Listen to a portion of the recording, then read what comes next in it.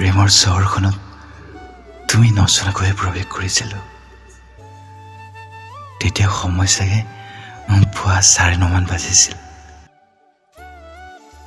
PKCৰ গেটত তুমি আৰু এটা মিচিকিয়া হাঁহি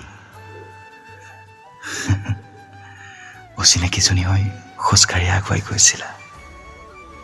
আৰু মই লাগি চাইছিলোঁ তোমাৰ দীঘলীয়া চুলি কোচালৈ। কি যে কম, জীৱনত প্ৰথম ভাল পোৱাৰ অনুভৱ। ভাবিছিলোঁ তোমাৰ হৃদয়ৰ আপোন বহু জ্বলাব, তুমি নজনাকৈ। ভবামতেই হ'ল, আনৰ মুখত শুনিবলৈ পালোঁ তোমাক হেনো আনৰো ভাল লাগে। ভবা নাছিলোঁ মই কেতিয়াও প্ৰথম প্ৰেমৰ বাবেও এদিন সংগ্ৰাম কৰিব লাগিব তোমাৰ বাবে। দেখুৱাব লাগিব আনক তুমি মোৰ আৰু মই তোমাৰ।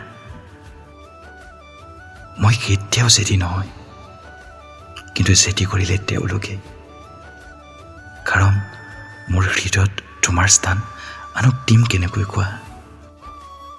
ঠিক এনেকৈ প্ৰেমৰ চহৰখনত তেওঁ আৰু মই এক হৈছিলোঁ, আৰু তেওঁক কৈছিলোঁ মনৰ কথাটি আপোচবিহীনভাৱে।